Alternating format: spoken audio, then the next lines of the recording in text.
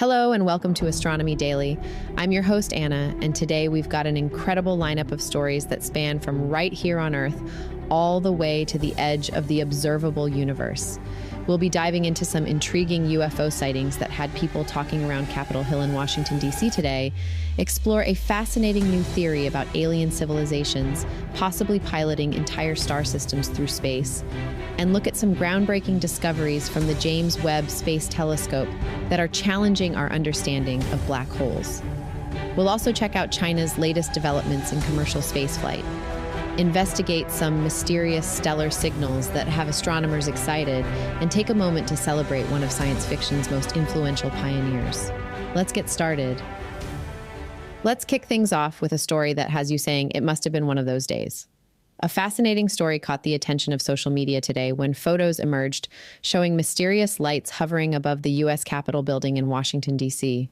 The images, which quickly went viral, showed a formation of gleaming lights that appeared to float directly above the Statue of Freedom at the top of the Capitol dome. Of course, the timing couldn't have been more interesting. These sightings came just weeks after both the Senate and House of Representatives held hearings investigating UFO intelligence, including discussions about alleged secret programs designed to keep UFO data hidden from the public. But before we get too excited about potential extraterrestrial visitors checking in on Congress, experts have stepped forward with a much more down-to-earth explanation. According to former paranormal investigators who examined the photos, what we're actually seeing is a simple optical phenomenon: lens flares from the streetlights below being reflected in the camera lens. The spacing and pattern of the mysterious lights perfectly match the arrangement of the ground-level lighting around the Capitol, just appearing inverted in the image.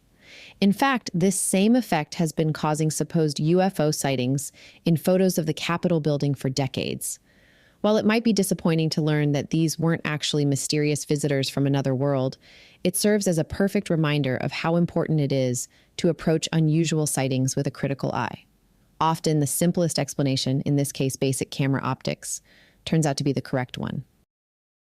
While on the subject of alien life forms paying us a visit, here's a fascinating idea that sounds like it's straight out of science fiction.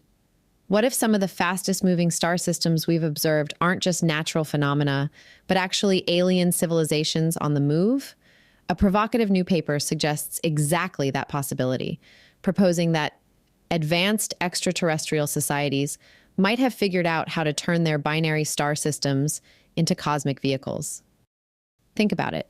If you're an advanced civilization looking to travel between the stars, why build a massive spaceship when you could just take your entire solar system with you? That's the intriguing concept being put forward by philosopher Clement Vidal from Belgium's Vrije University, Brussels. The paper specifically looks at binary systems containing a neutron star paired with a lower mass companion star. These cosmic couples might offer the perfect setup for stellar engineering.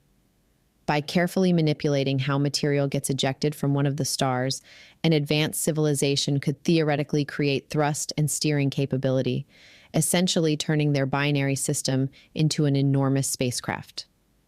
The process would work something like this.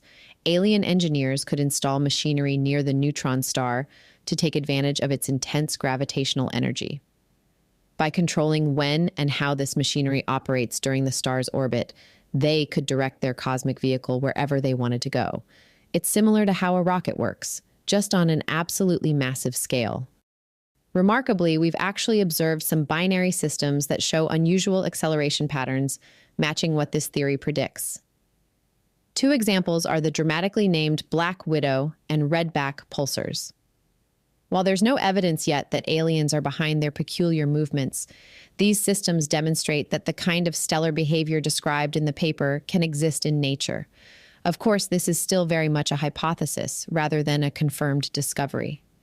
But it offers an imaginative new lens through which to study some of our galaxy's most puzzling star systems, and reminds us to keep our minds open to possibilities that might seem impossible at first glance. All right, let's get back to something that we know a little more about. Astronomers have been scratching their heads over a cosmic mystery that challenges our understanding of the early universe. The James Webb Space Telescope has revealed something that shouldn't be possible. Supermassive black holes already fully formed near the very dawn of time, just a few 100 million years after the Big Bang. These cosmic giants, ranging from hundreds of thousands to billions of times the mass of our sun, have been spotted in nearly every galaxy we've observed. But their presence so early in cosmic history poses a significant puzzle. You see, we typically understand black holes to form when massive stars die and collapse, but there simply wasn't enough time in the early universe for this process to create such enormous black holes. Now, a new paper might have cracked this cosmic conundrum by suggesting these giants might have had a head start. They could have been born as tiny seed black holes in the first moments of the Big Bang itself. This idea actually builds on work by Stephen Hawking from the 1970s, who proposed that the chaos of the universe's birth might have naturally produced countless miniature black holes, some possibly no bigger than asteroids. While we've never found direct evidence of these primordial black holes, the researchers suggest we might not need many of them. Their calculations show that even a small number of these cosmic seeds, if placed in dense regions of matter, could have grown to supermassive proportions within about 100 million years, exactly when Webb is spotting them. This means these cosmic monsters might have grown alongside the first stars and galaxies, rather than after them, feasting on matter during the cosmic dark ages before the first starlight ever shone. Even our own Milky Way's central black hole might have such ancient origins. While this remains a hypothesis that needs further testing, it offers an elegant solution to what seemed like an impossible cosmic timeline. Meanwhile, back here on Earth. In exciting news from China's space sector, preparations are underway for the inaugural launch of the Long March 12th carrier rocket from the newly constructed Hainan International Commercial Aerospace Launch Center. This launch represents a major step forward for China's commercial space ambitions, marking the first mission from their newest spaceport. The rocket arrived at the facility's number 2 launch service tower earlier this week, where final preparations are now underway. What makes the Long March 12th particularly noteworthy is its impressive 3.8-meter diameter, the first Chinese rocket of this size. This wider design allows it to carry significantly more propellant than the standard 3.35-meter rockets, translating to enhanced payload capabilities. Standing over 60 meters tall and powered by 6 liquid oxygen kerosene engines, this 2-stage rocket is quite the powerhouse. It's capable of delivering up to 10 metric tons of cargo to low Earth orbit, or 6 metric tons to a sun-synchronous orbit 700 kilometers above Earth's surface. The new Hainan spaceport itself is equally impressive, representing a collaborative effort between the Hainan provincial government and 3 major state-owned enterprises. Construction began in July 2022, and the facility now boasts 2 launch towers. The first tower, completed last December, primarily serves Long March 8th rockets, while the newer second tower can accommodate more than 10 different types of liquid propellant rockets from both the Long March family and private developers. When fully operational, this facility will become China's 5th ground-based launch complex. But notably, it's their first dedicated purely to commercial missions. This represents a significant shift in China's space program, opening new doors for private business involvement in their rapidly expanding space sector. In a breakthrough discovery, astronomers at the Curtin University node of the International Center for Radio Astronomy Research have potentially solved one of space's more peculiar mysteries. They've identified what appears to be the source of some truly bizarre radio signals that pulse through space every 3 hours, lasting between 30 and 60 seconds each time. This represents the longest period radio transient ever detected. The discovery was made while analyzing archived data from the Murchison Wide Field Array, with the signal originating from a location roughly 5,000 light-years away in the Puppis constellation. What makes this finding particularly special is that unlike previous detections, which were often obscured by dense star fields, this signal comes from a relatively empty patch of space, allowing astronomers to pinpoint its source with unprecedented clarity. Using the powerful Meerkat telescope in South Africa, researchers trace the signal to a fascinating binary star system. At its heart lies what's known as an M-dwarf, a type of star that, despite making up about 70% of all stars in our galaxy, is too dim to see with the naked eye. But here's where it gets really interesting. The energy output from this system is far too powerful to come from an M-dwarf alone. The team now believes this M-dwarf is paired with a white dwarf, essentially the dense core of a dying star. Together, these stellar companions create a cosmic dance that generates these powerful radio emissions. Even more remarkably, evidence suggests this system has been actively broadcasting these signals for at least a decade, possibly longer. This discovery opens up exciting possibilities for finding more such systems. With the Murchison Wide Field Array's massive 55-petabyte archive of observations, equivalent to the storage capacity of 55,000 high-end computers, there could be countless more mysterious signals just waiting to be discovered in our cosmic backyard.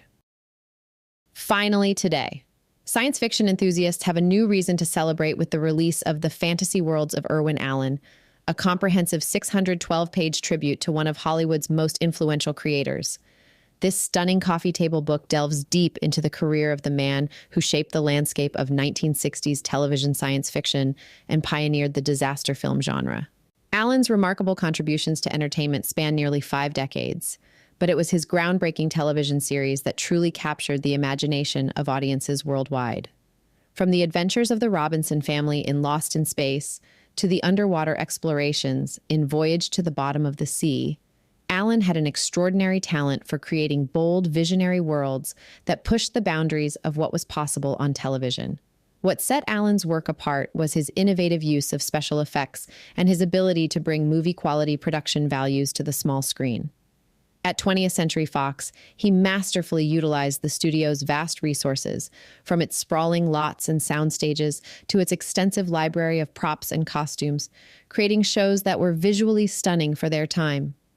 His creative vision gave us iconic characters and vessels that have become permanent fixtures in pop culture, from the beloved robot in Lost in Space to the sleek design of the Jupiter 2 spacecraft. The impact of Allen's work extends far beyond his time, influencing generations of filmmakers and television producers. His transition into feature films with classics like The Poseidon Adventure and The Towering Inferno essentially created the blueprint for the modern disaster movie genre. These films demonstrated his unique ability to combine spectacular visual effects with compelling human drama, a formula that continues to influence blockbuster filmmaking today. If you'd like to check the book out, I've put a link in the show notes. Well, that brings us to the end of another fascinating episode of Astronomy Daily. I'm Anna, and it's been my pleasure bringing you these incredible stories from the depths of space to the frontiers of scientific discovery. If you've enjoyed today's episode and want to stay on top of all the latest developments in space and astronomy, I've got great news for you. You can visit us at astronomydaily.io, where we maintain a constantly updating newsfeed of the latest space and astronomy news. While you're there, you can also catch up on all our previous episodes and sign up for our free daily newsletter. And hey, we'd love to connect with you on social media too. You can find us on all major platforms. Just search for Astro Daily Pod on Facebook, X, YouTube, Tumblr, and TikTok. Join our growing community of space enthusiasts and be part of the conversation about the wonders of our universe. Thanks for listening, and remember to keep looking up. There's always something amazing happening in the cosmos. See you tomorrow on Astronomy Daily.